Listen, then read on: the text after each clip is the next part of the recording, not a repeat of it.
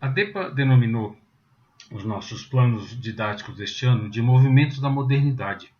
E lembro que já começamos o ano diferenciando a era moderna da era contemporânea. A era moderna seria da queda de Constantinopla até a Revolução Francesa e, historiograficamente falando, a era contemporânea da Revolução Francesa até os dias de hoje, onde ainda estamos. E depois disso ainda problematizamos o conceito de modernidade, porque tanto ele pode se referir à modernidade dos anos 50, da qual Brasília é a expressão, em busca de funcionalidade e racionalidade.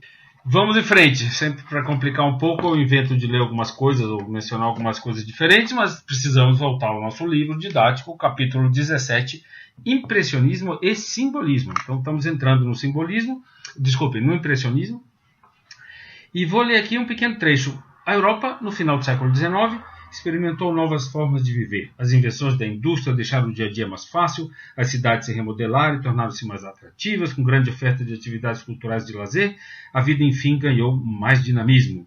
O impressionismo surgiu nesse clima de grandes mudanças. É interessante porque vamos falar já desde o início do otimismo do impressionismo. A diferença do realismo, que tinha características críticas, o impressionismo ele é um admirador dessa modernidade que o livro faz referência, tecnológica, científica, no mundo do lazer, água encanada, as cidades se desenvolvem, todo um cotidiano que corresponde à Belle Époque.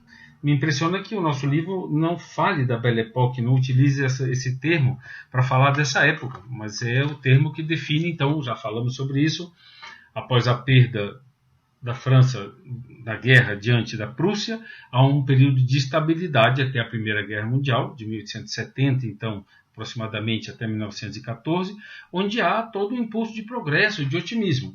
Então, vou falar sobre o simbolismo já, que é um dos títulos desse capítulo. O capítulo, então, vai falar de Manet, que é o precursor, do qual vamos falar também, com várias obras dele. Vai falar de arquitetura, novamente, vemos que a arquitetura no nosso livro tem alguns parênteses no meio de diferentes períodos históricos. Eu vou apresentar para vocês uma aula específica sobre arquitetura, que ela revela muitos aspectos interessantes da tecnologia, do design da época. E vai entrar então um dos artistas do impressionismo, no nosso livro didático, falando de Monet, que é o último que eu vou mostrar para vocês, é o mais importante, o mais típico, de Renoir, que é justamente a representação talvez mais clara desse otimismo e dessa alegria, de Degas, que é um artista sempre considerado dentro dos impressionistas, mas não é típico. Degas não tem paisagens, por exemplo, que é uma das características básicas do impressionismo. O nosso livro, estou deixando passar aqui algo que queria comentar, vai estabelecer alguns critérios aqui logo no início. Ele vai falar, por exemplo, que era pintura ao ar livre e não deveriam ter contornos nítidos, sempre aqueles aspectos formais que o nosso livro se dedica mais. Contraste de luz e sombras eram através das cores e não do cinza e do preto. Então, essas características técnicas, estéticas, estão pontuadas aqui em nosso livro logo no início. No final do impressionismo, vamos falar um pouco do pontilhismo, que é uma evolução desse processo de buscar, através da pequena pincelada, da cor pura, a vibração e a clareza das imagens. Vamos falar dessas obras, então, do pontilhismo. E nosso livro, então, no final do capítulo, dedica 2 páginas ao simbolismo. E é interessante, porque se no impressionismo não falo de otimismo, apesar de dizer que vão estar nesse contexto de grandes progressos, no simbolismo vai falar do pessimismo, que é a oposição entre um e outro movimento. Então, entre as décadas de 1880 e 1890, alguns jovens artistas franceses propagavam ideias ligadas à descrença no progresso científico e tecnológico e a uma visão pessimista da vida. Quando estávamos em sala de aula, eu pontuava muito esse contraste, fazia uma linha do tempo, porque a arte vai do impressionismo em direção ao cubismo, e daí em direção à abstração, em direção à arte conceitual. Mas, paralelo a esse mainstream, essa corrente principal da história da arte, temos uma linha paralela que vai via simbolismo para o surrealismo e para uma forma de compreender a cultura mais crítica, mais pessimista, mais subjetiva, não tão ligada à linguagem e à teoria, mas sim aos sonhos e pesadelos, que é uma herança do romantismo.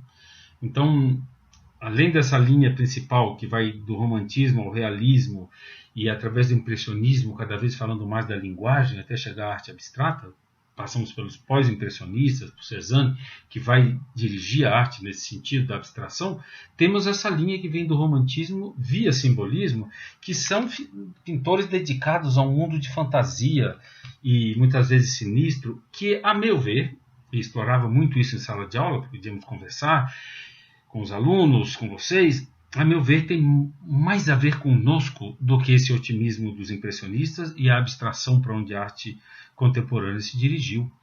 E isso eu vejo muito nos jogos, por exemplo, nas séries, na literatura que vem de Tolkien, contando grandes narrativas heróicas. E esse universo, então, das narrativas míticas está associado muito mais ao simbolismo, ao romantismo, do que ao impressionismo e essa busca formal a qual chegamos na arte contemporânea. Não sei se estou sendo claro. Mas vamos ver isso quando falemos, então. Não vou me furtar a fazer uma aula para vocês sobre os simbolistas, porque, como disse, acredito que eles têm mais a ver conosco do que os impressionistas que vamos ver a seguir. Nosso livro ainda vai ter algumas páginas sobre a fotografia, que nessa época começa a se desenvolver como uma forma de arte. Não estava bem claro qual era o conceito da expressão fotográfica. Era técnica, era ciência, era arte. Então há uma discussão nesse momento sobre isso. Vamos falar um pouco sobre fotografia ao ver alguns artistas. Então esse é o capítulo sobre impressionismo e simbolismo, que veremos depois então o simbolismo, certo? Então vamos lá. Escolhi para a capa da nossa aula um quadro de Manet, que é justamente uma visão desse otimismo do qual estamos falando, do qual nosso livro menciona. Reformas urbanísticas, transporte, lazer, esses totens são para divulgar peças de teatro, música ao ar livre, e progressos que aqui estão invisíveis, mas que são água encanada, eletricidade, iluminação pública, telefone, todas essas descobertas que fazem essa época, então, ser uma época de grande bem-estar, ou pelo menos a uma democratização, de algum modo, de acesso a esse bem-estar. Então, aqui é uma outra capa, não consigo fazer apenas uma capa, porque cada imagem dessas sintetiza um aspecto. Esse é o quadro que dá nome ao movimento, quando Monet expõe Impressão Sol Nascente. É um quadro muito criticado na época por sua liberdade técnica. Aqui as texturas estão presentes, a tela não é mais aquela superfície transparente no qual o olho penetra como se fosse uma janela. Justamente disso que acabei de falar. Através dos impressionistas, a linguagem vai se tornando cada vez mais evidente. Então a abstração, a pincelada, o próprio ritmo da tela, a composição passam a valer por si mesmo. O tema vai desaparecendo e vamos tendo a pintura de um modo muito mais puro. Então, quadro que dá nome ao movimento. Linha do tempo, para situar, já falamos um pouco sobre esse período da Belle Époque, e eu acho essa figura muito impressionante, já mostrei ela para vocês. É justamente Napoleão III, sobrinho neto de Napoleão, primeiro presidente eleito da França, dá um golpe e se transforma então em imperador, Napoleão III. Já falamos sobre essa dificuldade histórica de avanço político, avanços e retrocessos, mas essa figura é muito eloquente, é de um academicista, um acadêmico, Cabanel. E essa figura, então, apesar de ter uma coroa, um cetro, a gente vê que esses elementos já estão no segundo plano, e ele tem uma espécie de casaca, que é quase um terno, e sempre chama a atenção, que o que eu gosto mais desse quadro é essa luz que entra pela janela aqui, que talvez já está anunciando a pintura ao ar livre dos impressionistas. Então, em 1863, esse imperador, Napoleão III, cria o Salão dos Recusados, diante da enorme quantidade de artistas já modernos, no sentido da rebeldia, que são recusados nesse salão oficial. Então lá já é exposto Manet. Eu faço uma brincadeira em sala de aula sobre Manet e Monet, porque Manet vem primeiro por causa da letra A, certo? Manet é antecessor de Monet. E Manet, vamos falar sobre ele já já. Deixa eu continuar aqui com a minha linha do tempo. Então Manet começa a expor algumas obras que são ridicularizadas, rejeitadas, criticadas já nesse Salão de Recusados, 1863. Em 65 expõe uma obra que vamos ver em seguida, Olympia.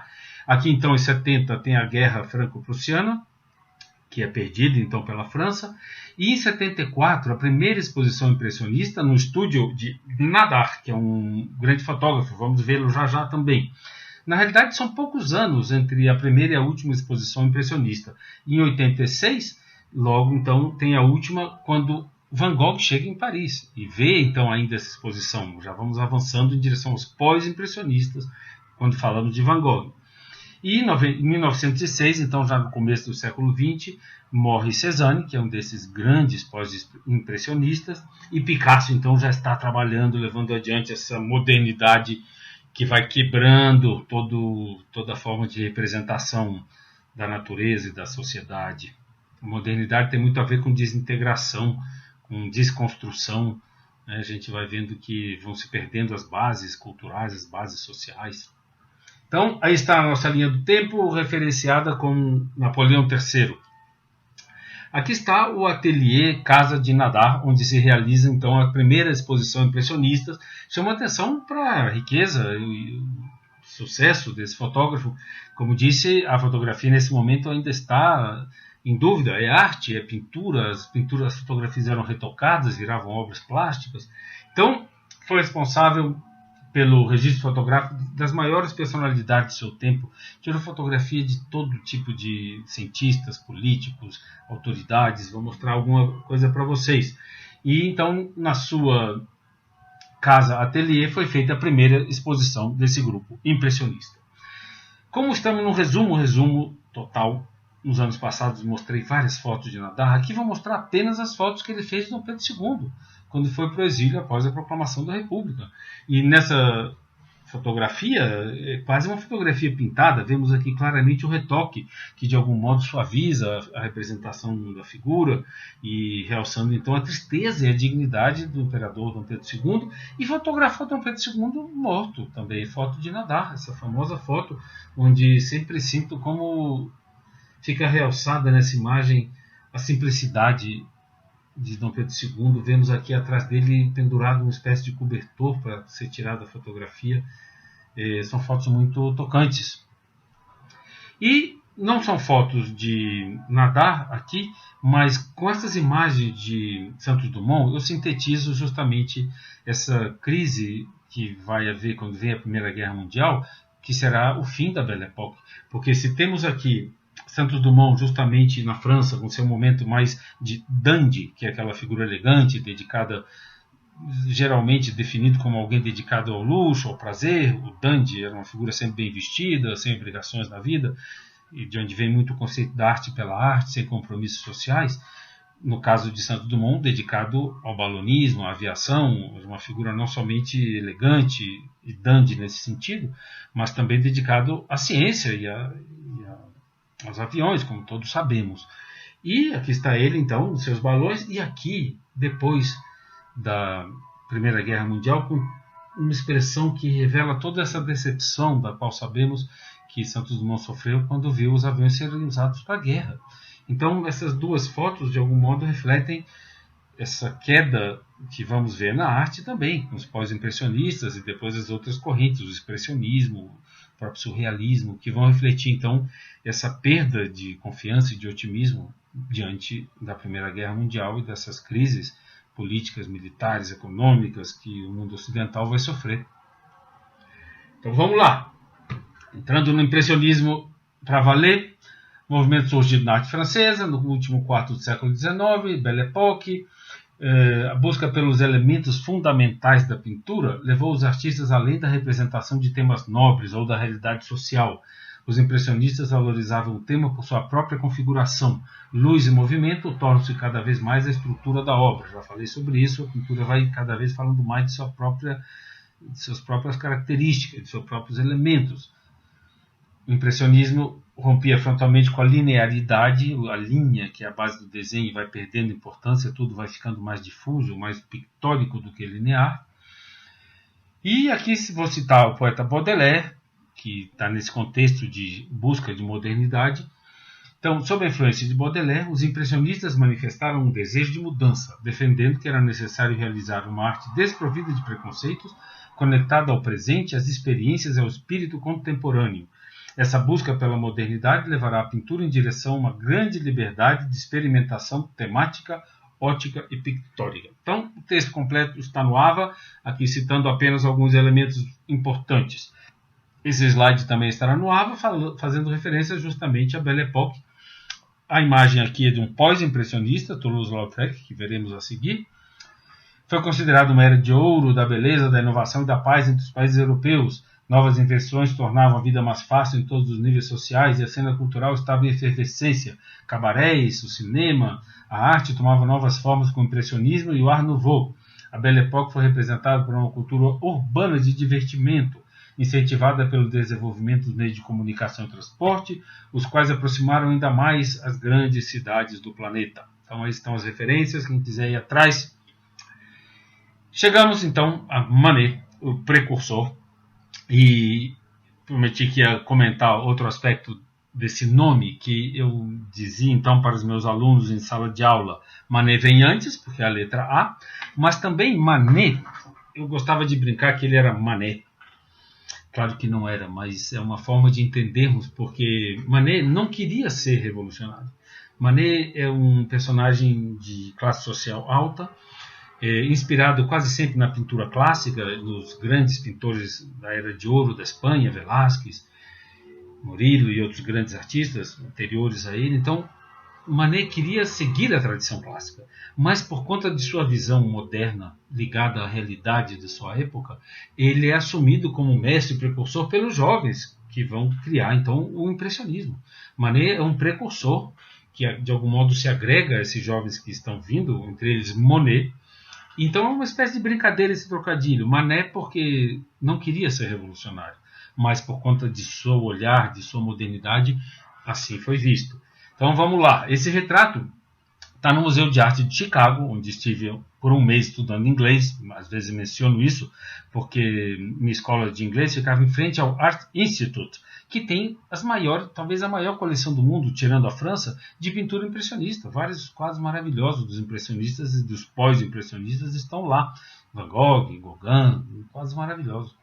Então, essa pintura está lá e essa é uma foto que eu tirei. É uma pintura de um academicista, Fantin Latour, uma pintura de altíssima qualidade técnica. Aqui está o desenho e aqui está a pintura. Um retrato, então, de Manet. Temos a elegância da figura. Manet dizem que parecia um inglês por conta de sua presença, sua elegância, sua postura. Gosto muito nesse quadro da mão sem luva. É a mão que pinta, é a mão do pintor. E aqui então uma ampliação da foto que eu mesmo tirei do quadro, onde vocês podem ver, através desse pequeno brilho branco, dos reflexos de luz, a qualidade desse olhar de Fantin Latour, que vai então nos apresentar Manet. Seus temas não são mais históricos ou alegóricos, passando a traduzir a vida da época. Restituiu ao nu, vamos ver os polêmicos nus de Manet, em sua época foram considerados escandalosos. Então, restitui ao nu sua crueza e verdade, em contraste com os suavizados nus característicos do academicismo da época. Manet era criticado não apenas pelos temas, mas também por sua técnica, que escapava às convenções acadêmicas. Frequentemente inspirado pelos mestres clássicos, e em particular pelos espanhóis do século de ouro, Manet influenciou, entretanto, os precursores do impressionismo em virtude da pureza e da intensidade de sua abordagem. Outro quadro de Fantin Latour, esse academicista, esse acadêmico que acabei de mostrar dele, um retrato de Manet, e aqui é uma homenagem a Manet. O estúdio de Manet, nesse bairro Les Batignolles, não no centro de Paris, mais afastado, onde se reuniam então os intelectuais, os pintores. Então aqui temos Manet, para vocês verem a importância dessa figura, ainda alguma referência aqui ao neoclassicismo, mas também ao orientalismo. E vamos ver então aqui Renoir, grande pintor do impressionismo, Zola, grande escritor do realismo, esse homem que estaria sendo retratado aqui por Manet é um escritor também, Basile, que morre na guerra, também é um pintor, e eu tenho a impressão que Monet, que é o grande impressionista, chegou no final aqui, e Fantin Latour teve que colocar ele nesse cantinho. Então, aí estão representados nessa homenagem a Manet, vários desses artistas intelectuais, escritores dessa época. Um dos primeiros quadros, então, que causa escândalo de Manet, agora estamos finalmente entrando na sua obra, é o Bebedor de Absinto. Não falamos ainda muito do absinto, mas é uma bebida e uma verdadeira droga, porque naquela época o absinto ainda tinha um alcaloide. Van Gogh vai terminar de enlouquecer bebendo absinto. Toulouse-Lautrec que lhe apresenta a bebida.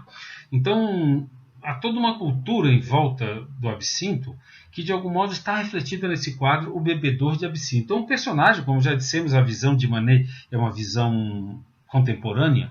Então, esse é um mendigo, um morador de rua, um personagem pobre que anda pelas ruas de Paris, e Manet o representa como se fosse um nobre de cartola envolto numa manta, e é o bebedor de absinto.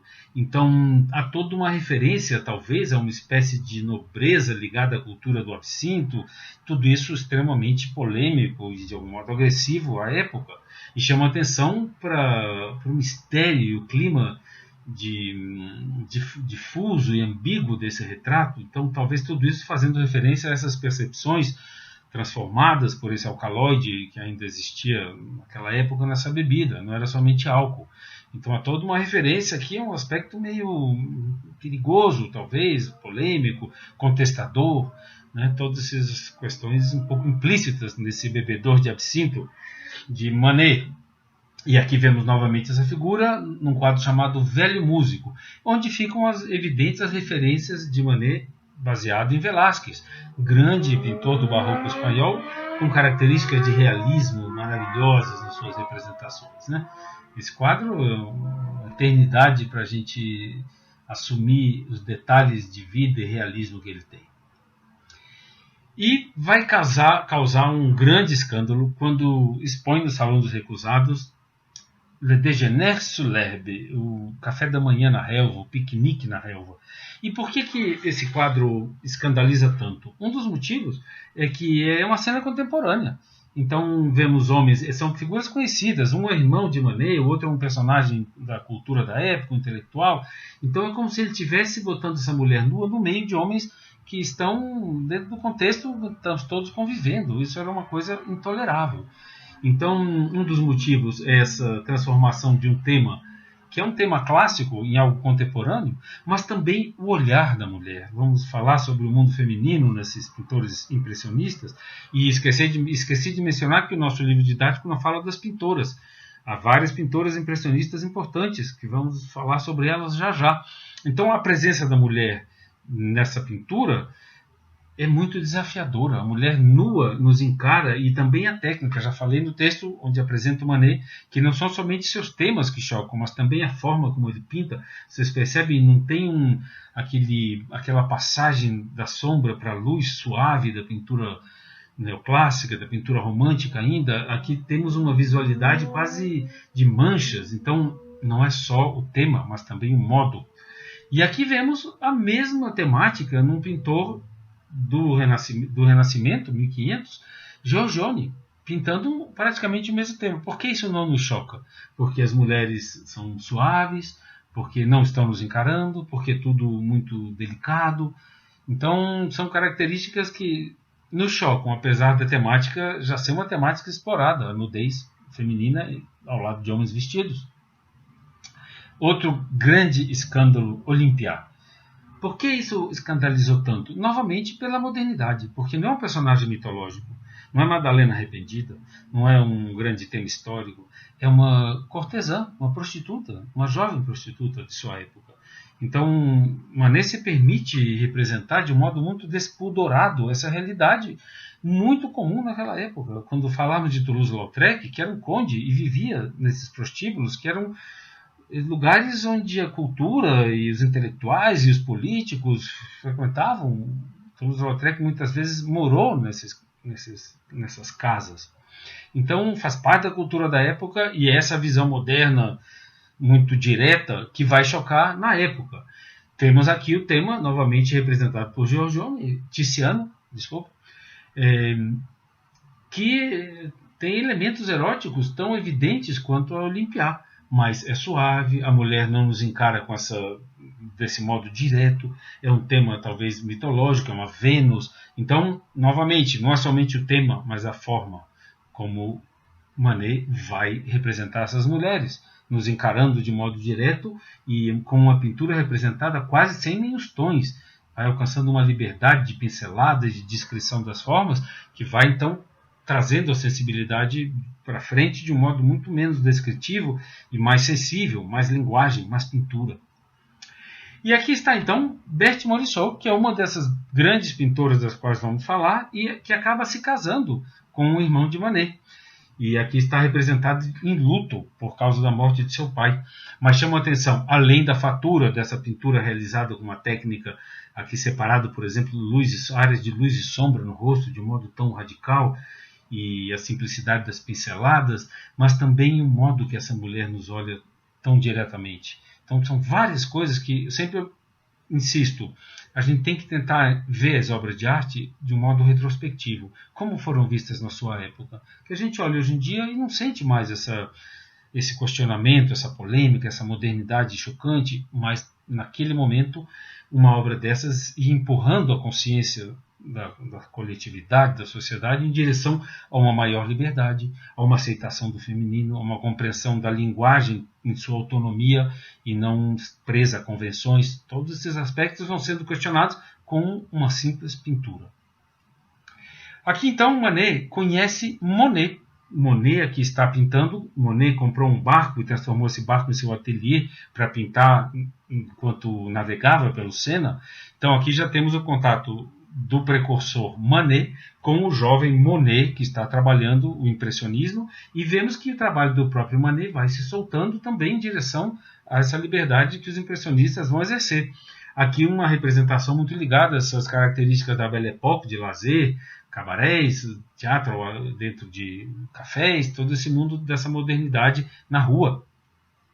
Elegância de Manet. Manet, como já disse, era de alta classe, e nesse quadro tão sóbrio nas cores, nesse perfil quase grego, nessa beleza dessa mulher, estão essas características de elegância, que não podemos deixar de mencionar ao falar de Manet. Assim como é apenas um exemplo, ele tem dezenas de simples naturezas mortas, e eu sempre gosto de dizer para vocês, já pensou o que seria ter um quadro desses em casa? Isso deve estar em propriedade particular, deve estar num apartamento muito bonito, com móveis lindíssimos, enfeitando uma parede, falando de grande riqueza, não somente financeira, mas cultural. A beleza de um original de Manet está em algum lugar, alguém vê. Esse quadro se diz então que é a despedida de Manet da vida. Esse quadro está em Londres e chamou a atenção para o fato de que ele é um espelho atrás dessa figura que reflete, talvez, quem está vendo essa moça, talvez seja esse homem que está tendo essa visão. Percebem? Tem um deslocamento, as costas dela e o homem que está na frente, e nos fundos, então, todo esse cabaré, onde aqui se perdeu um pouco o detalhe, mas tem uma mulher num trapézio, havia trapezistas no céu, fazendo seus malabarismos, aqui um perfil que lembra esse retrato que acabamos de ver. Então todo esse contexto de teatro, nos cabarés, ao ar livre, toda essa modernidade daquele momento, e a natureza morta aqui no primeiro plano, dessa elegância e dessa beleza muito características de Manet. Fechamos então esse artista e até aqui chegamos e vamos em frente. Pissarro é um artista que eu mais amo nesse grupo. Foi o único que participou de todas as exposições impressionistas. Quando Gauguin, o jovem Gauguin, começa a pintar, vamos falar de Gauguin, um pós-impressionista, Pissarro é quem o acolhe e começa a lhe ensinar alguma coisa de pintura ao ar livre, o leva para pintar. Quando Cézanne também começa a pintar, e Cézanne tinha um caráter extremamente conflituado, conflitivo, é Pissarro quem o acolhe e também faz avançar na sua busca estética. E Pissarro é uma figura de grandes questionamentos sociais, é uma figura muito interessante e um grande pintor que consegue desenvolver uma linguagem própria no contexto do impressionismo. Então aqui temos um autorretrato já maduro, com essa liberdade que ele alcança depois de passar por várias fases. Ele nasce no Caribe, atuais Ilhas Virgens Americanas, chamava-se Ilha de São Tomás naquela época. Começa a pintar muito cedo, vai à Venezuela acompanhando um pintor dinamarquês em pesquisas científicas e vai para Paris, jovem, começa a pintar, se encanta com Corot, esse paisagista que já vimos, se torna amigo desses pintores que estão chegando e juntou-se no final a uma nova geração de impressionistas, os pós-impressionistas. Pissarro acolhe os jovens, acompanha os jovens em suas pesquisas, tem essa característica de estar muito aberto ao que está acontecendo. Vamos a ele. Então aqui estão os seus primeiros, estamos em ordem cronológica sempre, ainda refletindo a sua vivência nas Ilhas Virgens, com uma pintura muito luminosa, mas muito limpa, muito sem textura, mas já se vê o interesse dele pela luminosidade, pela atmosfera. Então, quando já está na França, com uma pintura baseada um pouco em Corot, como já vimos, que tem aquela busca por clareza de luzes e sombras através das cores. E nessa paleta fica muito evidente como trabalham os impressionistas. Teoricamente não usam o preto e todas as cores são definidas através das cores básicas. Então teríamos o branco para dar as luzes, amarelo, vermelho e azul. E todas as cores então são obtidas através da mistura das cores básicas. Essa é uma imagem que eu usei muito em prova para ver se vocês tinham entendido. A imagem é muito explícita, facilitava a resposta. O uso de cores básicas para se obter os contrastes de cores, né, e pintar o quadro, geralmente ao ar livre. Fotografei isso em Chicago também. Tem belos Pissarros em Chicago. E eu sempre digo para vocês que o personagem é o artista. Então, quando vejo essa camponesa agarrando essa grama, colhendo alguma coisa no mato, de certo modo me passa a sensação de que é o próprio artista, isso é a própria pintura que de algum modo ele agarra com sua textura, com sua vida, com sua vibração. Então, um detalhe, quando a gente vê um original, sempre digo isso para vocês, há elementos de transparência, de textura, que somente estarão visíveis diante do original. A obra fará muito mais sentido, porque você vai poder sentir muito mais. Sempre digo que a arte é busca de sentido. E sentido, apesar de parecer óbvio, é o que sentimos. A meu ver, o que sentimos em termos de sensação, de sentimento, vale tanto quanto o sentido, desculpem as palavras repetidas, mental, racional, do que faz sentido, o significado, a percepção, o sentimento também nos fazem sentir.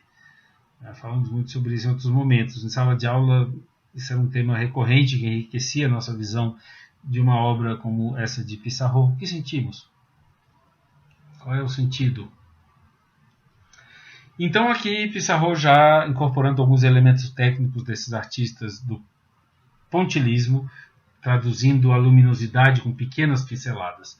Mas, na maturidade, vai encontrar essa linguagem própria a qual já me referi. E aqui nessa série vamos ver essa busca dos impressionistas por retratar um pequeno instante, um momento, uma atmosfera. Então vai retratar Paris Montmartre numa manhã de inverno, numa manhã de primavera, é a mesma rua, num dia de névoa e de chuva.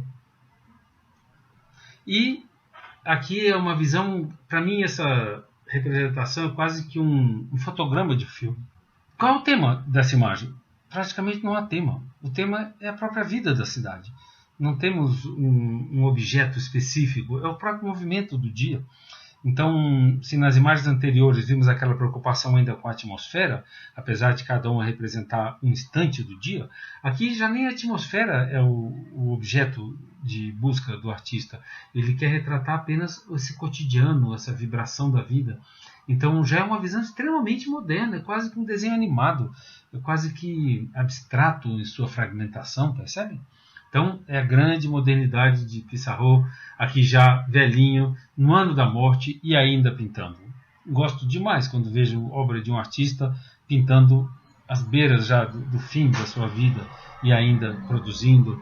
E temos aqui essa modernidade não só definida pela sua própria personalidade, já sintetizando o impressionismo com o pós-impressionismo, mas na própria vista da cidade atrás, no modo como nos olha.